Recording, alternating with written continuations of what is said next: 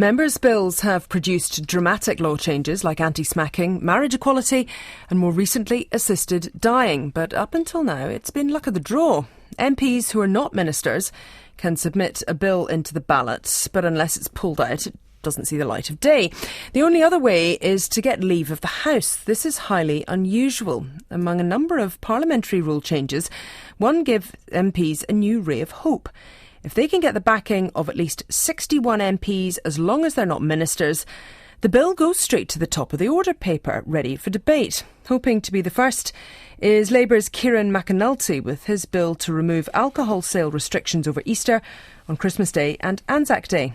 RNZ political editor Jane Patterson filed this report. If everyone's happy, we'll get started with the ballot. OK, tip the tokens into the tin.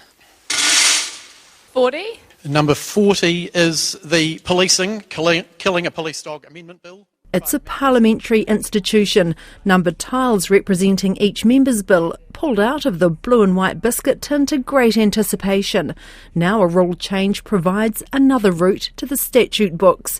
Kieran McAnulty, Labour's chief whip, is trying to be first with his bill on alcohol sales at licensed premises already allowed to open on those public holidays, mainly hospitality businesses. I'm not aware of the Christian teaching that says thou shalt not drink on Good Friday or Easter Sunday.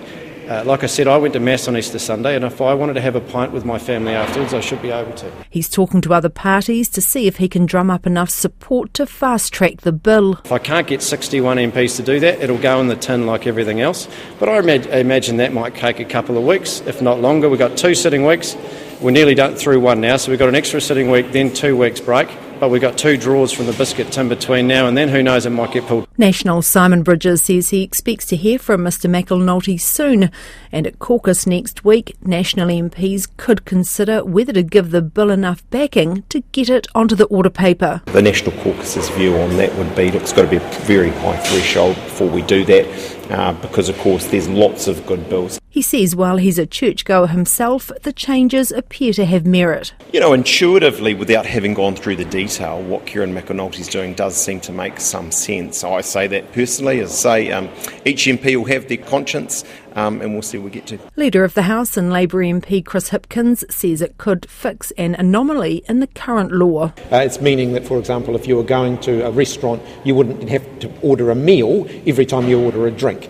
And on that basis, I certainly supported it first reading. It's obviously a conscience vote for everybody. Māori Party co-leader Rawiri Waititi isn't in favour. As a Christian who follows it's been inbred in me, this type of, respecting the arangai. That's probably the most sacred part of the year for any Christian.